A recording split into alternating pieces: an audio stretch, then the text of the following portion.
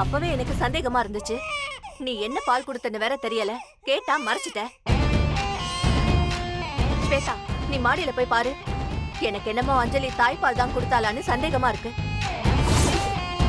அவசியமே இல்ல.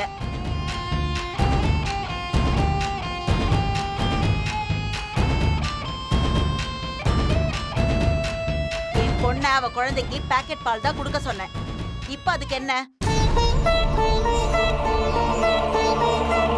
என்ன சொல்றீங்க ரஜினா? இவ்ளோ நேரம் இதானே கேட்டுட்டு இருக்கோம்.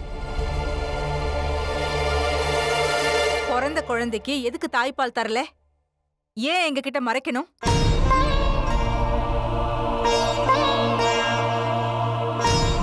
இதுல ஏதோ தப்பு இருக்கு. இன்னைக்கு தான் கொடுக்கலையா? இல்ல ஆரம்பத்துல இருந்தே கொடுக்க முடியலையா? என்ன ஆண்டி இப்படி கேக்குறீங்க? நான் அவளோட அம்மா.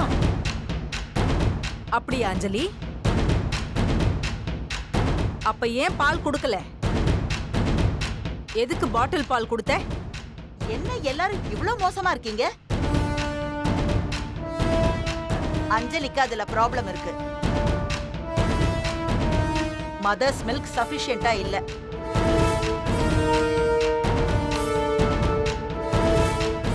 அதனால டாக்டரே அந்த மில்க சஜஸ்ட் பண்ணிருக்காங்க.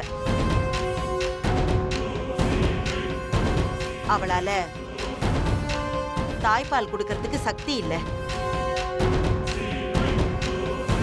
ஒரு நாள் முழுக்க குழந்தைக்கு தாய்ப்பால் மட்டுமே கொடுக்க முடியாம இருக்கலாம். அதனால 1-2 வேளை இது ஆல்டர்னேட்டா கொடுக்க சொல்லுவோம். நைட்லயும் அதெல்லாம் கொடுக்குறீங்க.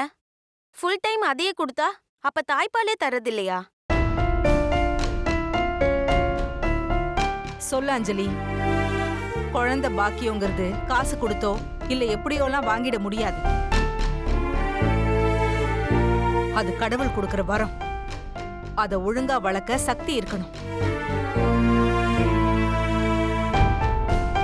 மனசுல விருப்பம் இருக்கணும்.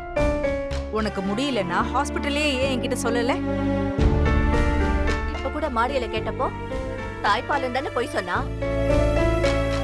அஞ்சலி, நீ இன்னும் என்னன்னு போய் சொல்லிட்டு இருக்க? எதை மறைச்சிட்டு இருக்க?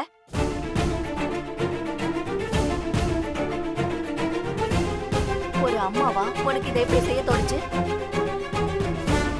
அதை விட உன் முகத்துல ஒரு குற்ற உணர்ச்சி கூட இல்ல. குழந்தைய பெற்றது நீதானே? அப்புறம் எப்படி உன்னால கண்டுக்காம கடந்து போக முடியுது?